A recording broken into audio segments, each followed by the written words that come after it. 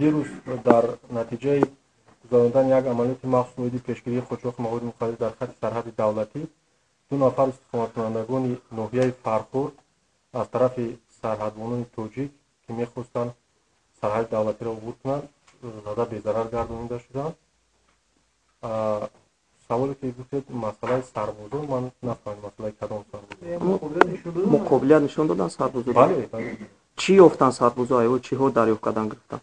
аз онҳо ба маблағи $1100 амрикоӣ 2 телефони мобилӣ дарёфт карда мусодира шуда шуд. қочоқи маводи мухаддир надошт? қочоқи маводи мухаддир надошт. ва убур мекарданд мегузаштанд ё иси меомаданд?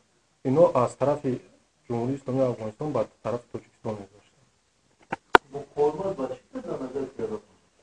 шабона ва ҷангал аз дигар қонун дар бораи сарҳади давлат аммо гурӯҳи шаҳрвандони ҷумҳурии исломии Афғонистоне ки инора мегусоленуданд задухурд ба амал омад. 2 нафар шаҳрванди мо ба ҳалокат расид.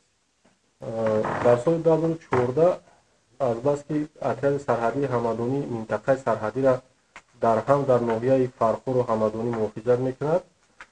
умуман дар ҳамин 96-15 километр хатти сарҳаде ки муҳофизат мекунад 161 килограмм 162 грамм маводи мухаддир ба даст оварданд ки дар натиҷа 11 нафар сарҳадшикан ба ҳалокат расиданд дар соли 2014. 11 нафар шаҳрвандои Афғонистонанд, бале. 3 нафар шаҳрвандои ҷумҳурии Тоҷикистон ба даст я тарафи сарҳад фақат нишонҳои сарҳад. ин сокинои киҷо буд 3 нафараш? як нафар сокини ноҳияи Мир Саиди Ҳамадонӣ, як нафар сокини ноҳияи Фархур, як нафар аз шаҳри Душанбе.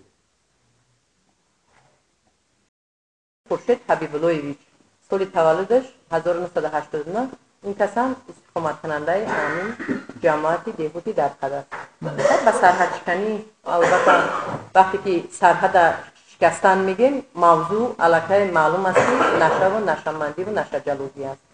با مقامات این مسئله رو با یک برگردی دمی برویان همش دستور سپرشور کشتگی هستند. دیگه عید از زیاد من گفته نمیتونم تا اینجا سردور شعبه وزارت هوایی داده سفر ҳақиқатан дар дирӯз ба қай гирифтан аз тарафи амният ва сарҳадод аллакай вақте ки ҳодиса дар худи сарҳадод мешавад аллакай аз тарафи сарҳадод ва прокуратураи худи ҳарбӣ дида мешавад. аллакай нисбати ин ҳолати кишидагии фармандаи ҷиноятӣ оғоз шудагӣ тафтишот идома дорад. ҳолат сарҳадшикани шаҳрвандои умуман ҳамин сукуни Фархур ҳолатҳо соҳиб шудагӣ аст? ҳақиқатан дар соли 2014 ай худи шаҳрвандои ноҳияи Фархур ягон қонуншикани масъалаи сарҳад тафтишидагӣ нест. аз тарафи шаҳрвандои хориҷӣ ба қай гирифтагӣ ҳаст.